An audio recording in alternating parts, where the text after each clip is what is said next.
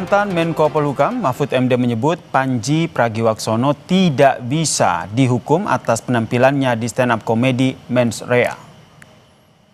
Mahfud menilai materi stand-up komedi berjudul Mens Rea milik komika Pandji Pragiwaksono tidak bisa dipidana seiring dengan berlakunya Kitab Undang-Undang Hukum Pidana yang baru. Mahfud mengatakan, berdasarkan waktu peristiwa, Pandji menyampaikan materi Mens Rea melalui tayangan di platform Netflix pada Desember 2025 dan baru ditayangkan pada Januari 2026. Pandji Pragiwaksono ini tidak bisa dihukum. Tidak bisa dihukum. Tidak bisa dihukum. Karena ketentuan ini dimuat di dalam KUHP baru yang berlaku sejak tanggal 2. Oh, karena waktunya dia belum mengatakan berlaku. Bulan Desember. Iya. Meskipun baru tayang sekarang lah ya, hari-hari ini gitu ya. Iya, tapi kan peristiwa pertamanya dia bilang kapan? Kalau ditayang besok tahun depan lagi, ya tetap peristiwanya itu akan dihitung kapan dia mengatakan itu. Kalau Pandji tenang, Anda tidak akan dihukum. Tidak akan dihukum Mas Pandji. Tenang, nanti saya yang bela.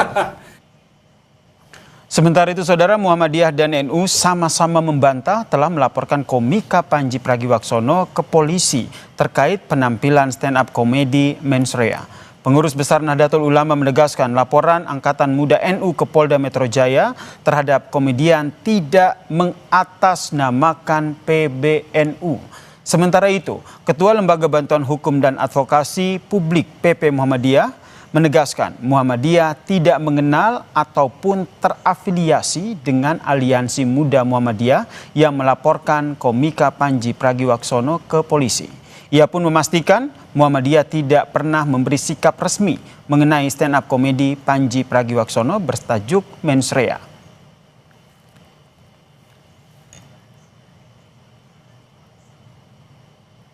Sono, seorang stand-up komedi yang kemarin viral dengan Mens Rea-nya dilaporkan ke polisi.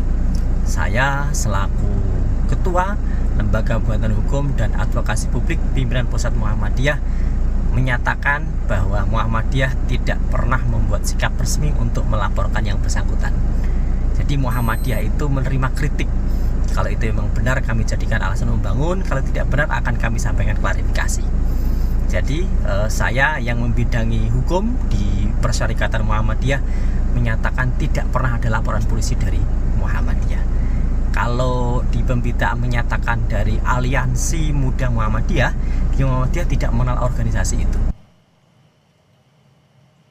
Dalam keterangan tertulis kepada Kompas TV, Ketua PBNU Ulil Absar Abdallah menegaskan laporan yang disampaikan oleh Rizky Abdul Rahman Wahid mewakili Angkatan Muda NU terhadap Pandji ke polisi tidak mewakili sikap Nahdlatul Ulama. Ulil menyebut komunitas NU itu suka humor, jadi agak aneh kalau ada orang sedang mau humor dilaporkan ke aparat hukum. Santai saja menanggapi humor. Kita ini umatnya Gus Dur yang suka humor.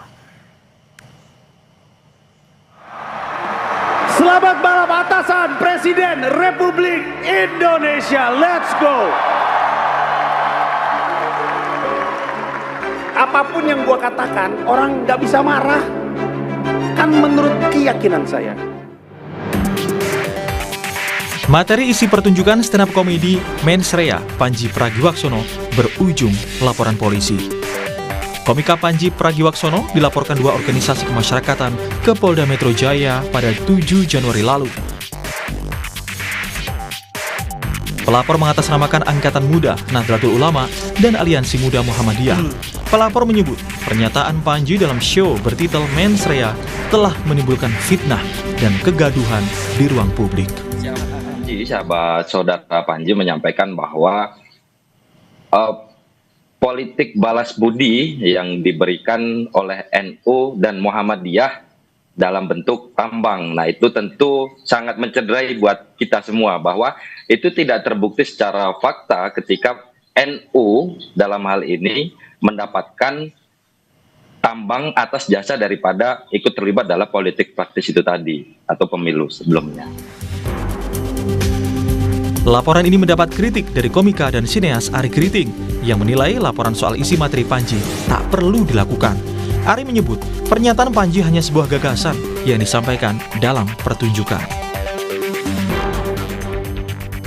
Ketersinggungan kita itu tidak selalu valid untuk menjadi sebuah landasan hukum untuk memperkarakan sesuatu gitu. Kontennya itu judulnya mens rea karena membahas kira-kira dalam hukum itu kebebasan berbicara itu sejauh mana. Dan menurut saya sih ini juga bagian dari ujian bahwa apakah statement dan hipotesanya Bang Panji itu benar adanya gitu. Menurutku nggak perlu lah, ini cuma gagasan, ini cuma sebuah komedi, sebuah pertunjukan, nggak perlu lah sampai sejauh itu menurutku ya. Dan ini sudah bisa menjadi presiden buruk sebenarnya malahan gitu, kayak kita setiap ada karya seni, setiap ada kritik kepada pemerintah, arahnya marah selalu ditempuh oleh jalur hukum. Pendapat serupa disampaikan Ketua PBHI Julius Ibrani yang bilang, berdasarkan KUHP dan KUHAP terbaru, pernyataan Panji di mens rea tidak bisa dipolisikan. Julius menilai, kritik harus tetap dibangun sebagai budaya berdemokrasi. Ada KUHAP dan KUHP yang baru, batasnya justru jelas di situ bahwa defamasi itu menyangkut personal bukan organisasional. Itu sudah salah. Artinya memang tidak perlu direspon oleh kepolisian. Yang perlu adalah justru membangun wacana kritik kepada anak-anak muda, bukan hanya di tengah NU, Muhammadiyah, lembaga apapun itu, agar kita terbiasa dengan berdemokrasi dan tahu konteks dari demokrasi itu adalah salah satunya melucu dan berkomedi tentang situasi negeri dan tidak membawa ini pada ranah kriminal atau pidana. Stand up comedy show Mens Rea Panji Pragiwaksono menjadi viral di media sosial dan menjadi sorotan usai tayang di platform tontonan berbayar Netflix. Dalam penampilannya, Panji membahas soal peristiwa politik hingga kondisi demokrasi. Tim Liputan Kompas TV.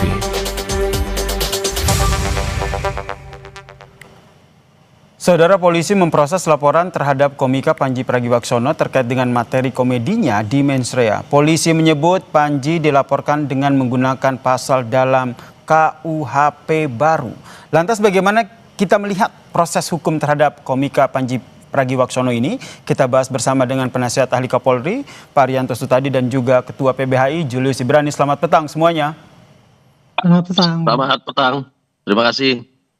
Saya ke Pak Arianto dulu. Pak Arianto, kalau kita lihat nih banyak pihak yang juga menyebutkan bahwa sebenarnya tidak bisa gitu diproses kasusnya Panji Pragiwaksono ini dengan KUHP baru. Kalau menurut Anda ini nanti langkah yang diambil polisi seperti apa? Kalau saya, ya polisi pasti menerima laporan polisi, kemudian akan melakukan penyelidikan. Artinya melakukan penyelidikan itu mencari kesaksian atau fakta-fakta atau alat bukti apa yang untuk menunjukkan apakah ada itu unsur-unsur pidana di dalam itu. Kalau ada, ya mungkin nanti akan ke penyidikan. Tetapi apabila tidak, ya pasti nanti tidak akan dilanjutkan ke penyelidikan.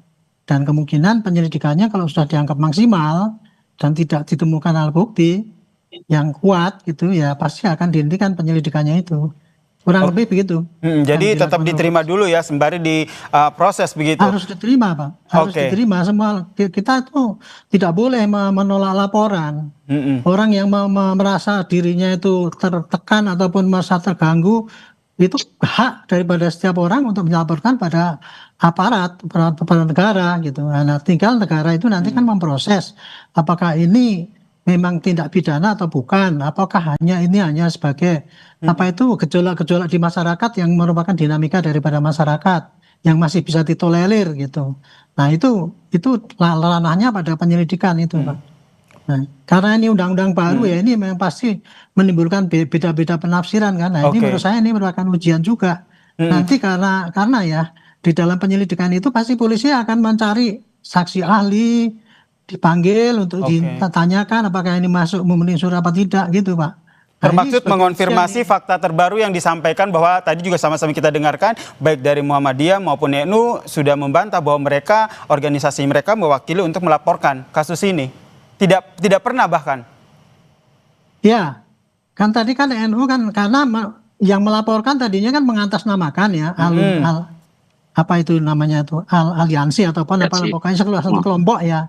Dia bukan perorangan yang lapor, tapi mengatasnamakan kelompok. Jadi itu saya kira kalau dia mengatasnamakan kelompok, yang tersinggung kan kelompok ini, yang terprovokasi juga kelompok gitu. Meskipun kelompok itu tidak diakui oleh kelompok besar NU maupun Muhammadiyah, Tetapi sekarang negara kita kan negara bebas itu ya. Kita mau 2 orang, 3 orang bikin aliansi ya banyak.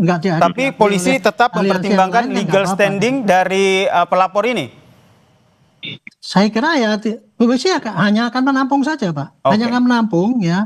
Dia ini berapa orang, 1 orang mengatasnamakan gitu ya. Nah ini mengatasnamakan kelompok ini nanti polisi juga akan tanya pada saksi ahli. Pak, penafsiran itu bukan polisi sendiri yang menafsirkan gitu. Kurang lebih begitu Pak, objektivitas daripada polisi di dalam menanggapi laporan itu. Baik, saya ke Bang Julius. Layak nggak polisi menerima laporan seperti ini? Ataupun melanjutkan proses laporan ini? Ya, jadi gini ya Sir, kalau pertanyaannya apakah polisi menerima laporan, memang sudah kewajiban itu ada di undang-undang menerima laporan. Cuma memaknai menerima laporan ini untuk menindaklanjuti lebih jauh tentu tidak. Kenapa? Kalau dengan demikian polisi sedang melanggar konstitusi sendiri sekaligus melanggar hak konstitusional. Jadi menariknya adalah pertama, ketika pasal-pasal tentang penghinaan tetap ada di KUHP, dia menegaskan ini adalah delik aduan yang sifatnya personal.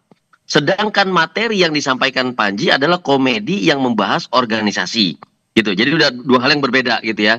Dan ketika membahas isu seperti tambang dengan politik balas budi segala macam, ini sebetulnya adalah pemberitaan yang sudah beredar berbulan-bulan lamanya dan telah menjadi opini publik. Bahkan di kubu NU sendiri mengakui terjadi konflik karena tambang dan menjadi islah. Jadi nggak ada yang hoax di situ, nggak ada yang salah di situ, tidak ada ketersinggungan di situ, dan mereka sendiri sudah mengatakan ada konflik dan islah. Gitu. Nah, kalau untuk penanganan lebih lanjut, kami pikir satu tadi pertanyaan Yasir soal legal standing atau kedudukan hukum daripada para pelapor itu tentu itu sangat-sangat tidak tepat karena si pelapor bukan pihak yang dapat mewakili keorganisasian dari NU itu sendiri, itu satu. Yang kedua, materinya Panji tidak mengenai personal yang memiliki kedudukan hukum untuk mewakili, apakah itu Rois Amnya NU, apakah itu ketua pengurus besar NU-nya, kan bukan. Artinya memang secara legal standing tidak dapat ditindaklanjuti, tidak dapat diperiksa lebih lanjut. Kalau saya lebih menarik begini, apakah kemudian nanti akan ada penyelidikan atau tidak terkait dengan laporan yang disampaikan? Oke, itu satu hal, memang tanggung jawab juga dengan polisi. Tapi perlu ada penegasan dari pihak kepolisian bahwa kontekstualisasi dari materi yang dilaporkan adalah komedi yang berbayar. Jadi sebetulnya itu bukan sebuah syiar kebencian, bukan sebuah syiar persekusi, yang memang komedi, bahkan untuk mendengarkan itu aja orang yang hadir harus bayar gitu loh. Jadi ini sebuah hal yang memang ranahnya jauh daripada kalau kita sebut politik penghinaan kelembagaan, syiar dan persekusi untuk menjelek-jelekkan seseorang atau lembaga sehingga lembaga ini menjadi hancur kredibilitasnya, martabatnya. Itu kontekstualisasinya tidak ada di situ. Jadi memang ini sudah tepat kalau nanti harusnya kepolisian mengatakan ini legal standingnya tidak ada, konteksnya berbeda. Silakan bentuk forum yang lucu juga, bentuk forum yang komedi juga untuk membantah mensreanya Panji gitu. Bisa saja gitu. Bisa, oke. Saya ke Pak Arianto. Pak Arianto, kalau kita lihat mendengar penjelasan dari Bang Julius tadi, ini apakah penyidik perlu begitu membedakan mana yang akhirnya betul komedi, kemudian mana yang bentuk kritik, sehingga betul, apalagi kita kaitkan dengan kritik dan juga penghinaan, apalagi kita kaitkan dengan KUHP baru yang sudah diterapkan ini? Tugas penyidik itu tidak akan sampai kepada ini membedakan apakah ini komedi atau bukan. Tapi tugas penyidik itu adalah merekam apa perbuatan yang dilaporkan oleh pelapor itu sehingga dia merasa tersinggung ataupun terhina ataupun apa itu. Jadi semua perbuatan yang dilaporkan itu pasti nanti akan direkam itu, Pak. Misalkan rekamannya apa saja itu. Kemudian dari bukti-bukti yang ada itu, polisi pasti akan tanyakan pada para ahli, Pak. Nah ini Pak, buktinya seperti ini kayak gini. Apakah ini termasuk di dalam ini apa enggak? Apakah ini masuk legal standing apa tidak? Intinya polisi tidak bisa memutuskan sendiri Pak dalam hal ini bahwa polisi itu ini kurang, tidak ada legal standingnya, kemudian buktinya tidak ada unsur pidana. Itu bukan polisinya menentukan Pak, tapi saksi ahli karena sekarang ini yang dipakai di pembuktian di pengadilan sana tidak cukup hanya keterangan saksi saja.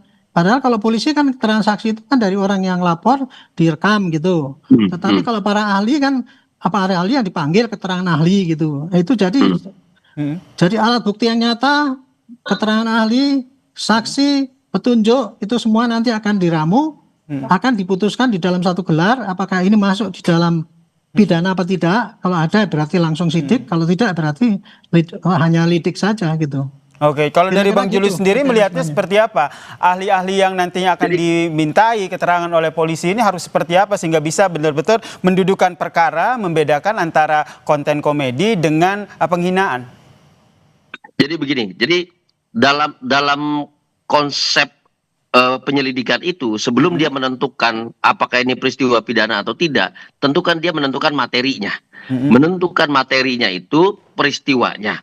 Yang artinya dia harus lihat ini peristiwa konteksnya apa. Saya kasih contoh peristiwa Laras lah, Laras Faisati gitu ya.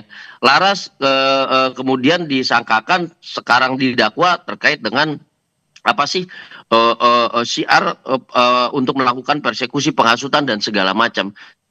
Sama-sama dia melihat itu kontekstualisasinya ketika sedang ada demo. Laras menyatakan demikian meskipun tidak ada relasi kuasa untuk menyatakan Laras memberikan komando. Nah dalam hal ini kita mau bilang konteks itu adalah bahan untuk menentukan peristiwa ini peristiwa pidana atau bukan. Dalam konsep hak asasi manusia juga dikatakan bahwa ada paling nggak ada 2 koridor nih. Ini yang memang siar biasa, yang mana hateful speech ya atau siar kebencian, yang mana hate crime. Ketika dia menyentuh pada titik hate crime, disitulah masuk yang kita sebut sebagai peristiwa pidana. Makanya memaknai mens rea-nya Panji itu tidak bisa kita lepaskan dari konsep kebebasan berekspresi, tidak bisa kita lepaskan dari konsep tadi kontekstualisasi. Dia mana nih siar biasa, siar kebencian hateful crime, atau siar hateful speech biasa. Gitu. Nah ini yang menjadi bahan. Kalaupun ini akan dipanggil ahli, tentu tidak bisa dilepaskan dari ahli yang paham tentang kebebasan berekspresi, ahli yang paham tentang ekspresi dalam bentuk komedi sebagai bagian dari demokrasi. Kalau kita pakai kacamata kuda, ya tentu bahaya.